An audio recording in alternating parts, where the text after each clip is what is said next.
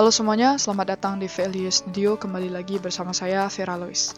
Oke, sebelum kita membahas ke video, jika kalian ada pertanyaan mengenai atau mungkin ada kesulitan mengenai coding, khususnya bagian pembuatan website, dan khususnya di bagian CI atau mungkin yang lainnya, kalau misalkan saya memiliki pengalaman atau mungkin bisa menyelesaikan masalah kalian, akan saya bantu. Tentunya kalian bisa chatting saya di Instagram saya, itu ada linknya di description box @velois_s_.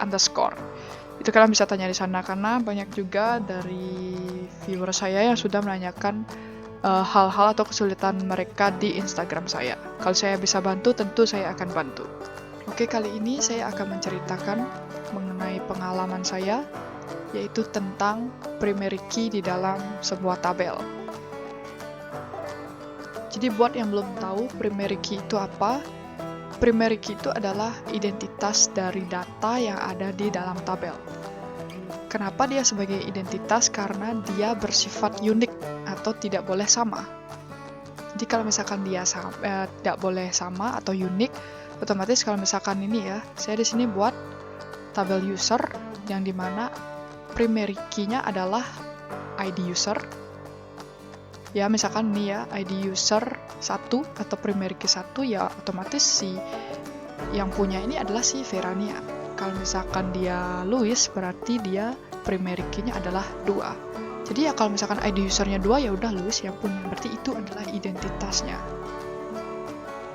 Primary key itu biasanya dibuat pasti menggunakan number atau integer, dalam bentuk angka lah. Kenapa? Karena ketika kita menggunakan dalam bentuk varchar atau teks atau yang lainnya, itu akan bermasalah atau berdampak ketika data kita itu ada banyak di dalam tabel. Misalkan ada ribuan atau kan mungkin ratusan ribu. Itu akan berdampak ketika kita melakukan proses searching data, yang dimana proses searching datanya nanti itu akan membuat tampilan kita itu menjadi sangat lama untuk memproses data yang ingin kita tampilkan.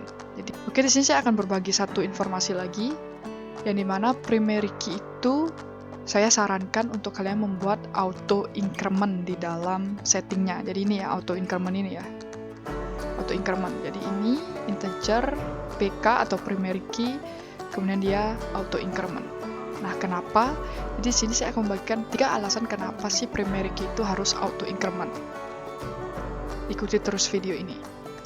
3 alasan itu adalah, yang pertama, karena primary key itu biasanya dia bersifat privacy. Yang kedua, yaitu untuk menjaga keamanan data. Dan yang ketiga, itu untuk tidak terjadinya double input data. Nah, ini kita akan bahas satu-satu. Yang pertama, yang bersifat privacy. Nah, di sini ketika kita membuat dia auto increment, dalam artian auto increment itu kita tidak lagi menginputkan ID atau primary key melalui sistem di mockup kita. Jadi kalau misalkan tampil mockup nih, misalkan kayak gini nih ya. Nah, kalau misalkan kayak gini, kita nggak menginputkan ID lagi karena dia sudah auto increment. Auto increment itu maksudnya dia akan terinput sendiri di dalam tabel tanpa kita menginputkannya secara manual. Jadi otomatis ketika kita tidak menginputkannya secara manual, dia akan otomatis terisi seperti ini.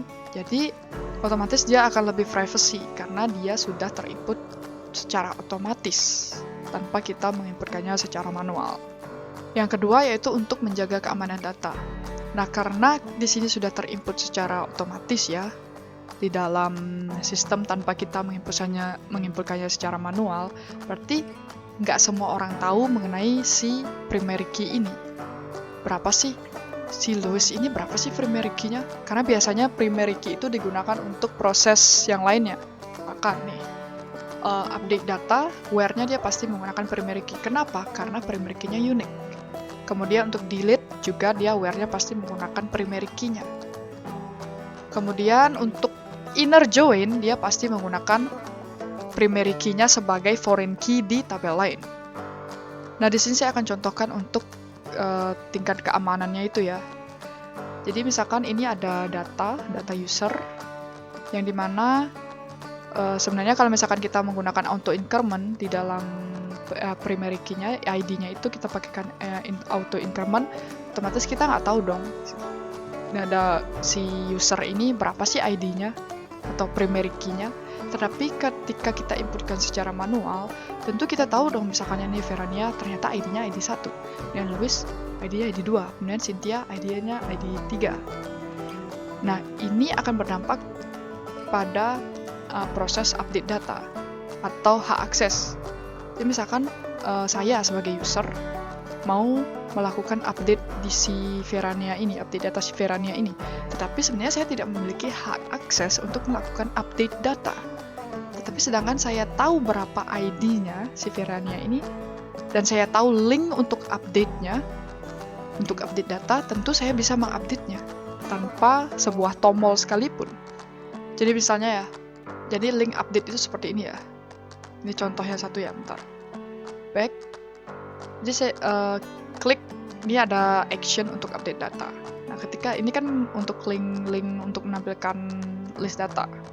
Nah, ketika kita klik update, nah ini link update ya. Jadi ada slash update, kemudian ada satu atau ID usernya atau primary key dari si Verania ini. Nah, kemudian berarti untuk link update-nya, misalkan Verania ini saya tahu kalau ID-nya dia itu ID 1. Itu saya buat aja. Slash update linknya 1. Sudah dia menuju ke si Verania itu. Atau ini kenapa kosong, karena saya belum ada isiin ya. Tapi dia kode usernya US001. Jadi bener dong. Jadi otomatis saya bisa melakukan edit data meskipun sebenarnya saya tidak memiliki hak akses untuk melakukan edit data. Jadi otomatis kalau misalkan kita tahu ID-nya itu sangat berbahaya untuk data kita. Jadi disarankan untuk menggunakan auto increment supaya yang tahu itu ya cuma programmernya aja, bahkan yang pengguna sistem aja nggak tahu harusnya si Verania ini ID-nya ya ID berapa. Yang tahu cuman programmernya. Kemudian yang terakhir, untuk menghindari double input data. Jadi misalkan kalian membuat sebuah aplikasi yang bisa digunakan oleh banyak user. Jadi misalkan input data user ini bisa digunakan oleh banyak orang.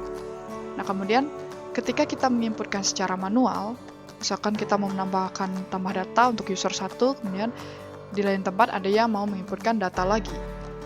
Nah, misalkan diinputkan secara manual, random gitu, misalkan input 3, kemudian di lain tempat ada yang input juga 3, berarti otomatis ketika di-create, salah satu sistem yang menginput angka yang sama itu akan terjadi error. Kenapa? Karena primary key itu sifatnya unik, jadi otomatis akan ada error.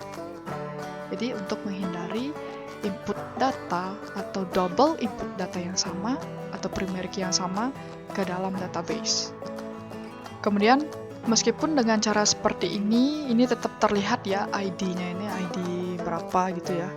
Jadi kita bisa lihat dengan ya udah misalkan ini angka 1 2 3, kemudian di dalam database-nya juga 1 2 3. Kenapa kita nggak hitung aja dari nomornya ini untuk mengetahui ID-nya, seperti itu kan? Jadi auto increment itu tidak sesederhana itu. Jadi misalnya kalian menginputkan 3 buah data seperti ini ya. Kemudian di dalam sebuah list itu berapa persen? Mungkin 90% akan terjadi delete data. Ya nggak? 90% akan terjadi delete data. Kalau terjadinya ada delete data, si auto increment ini dia tidak akan mengecek. Jadi misalkan angka terakhir di sini adalah 3. Kemudian yang diinputkan 4, tidak seperti itu. Jadi misalkan ada 3 data, kemudian si ID user 3 ini di-delete. Jadi otomatis ada 1 2 aja dong. Nah, si auto increment itu nggak ngecek yang selanjutnya adalah 3, tetapi yang data terakhir yang diinputkan dari si angka terakhir dari si ID user ini. Jadi kalau misalkan ID usernya ini sudah dihapus, dan ketika diinputkan lagi data atau ID user yang selanjutnya itu bukan 3 lagi, tetapi 4. Jadi meskipun kita hitung seperti ini ya, misalkan ada 50 data, kemudian ada proses delete sebelumnya.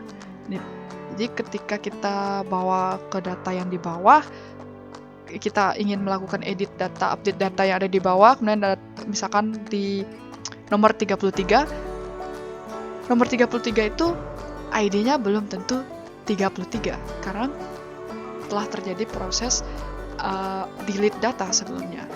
Bisa jadi dia adalah 35 gitu, atau mungkin 30 gitu. Jadi otomatis si orang yang mau melakukan hack mengenai data kita itu dia jadi bingung nih, kode user berapa sih sebenarnya, atau primary key yang keberapa sih sebenarnya. Tuh.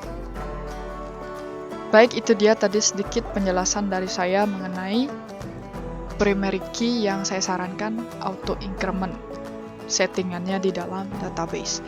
Semoga ini bermanfaat. Kita bertemu lagi di video selanjutnya. Terima kasih.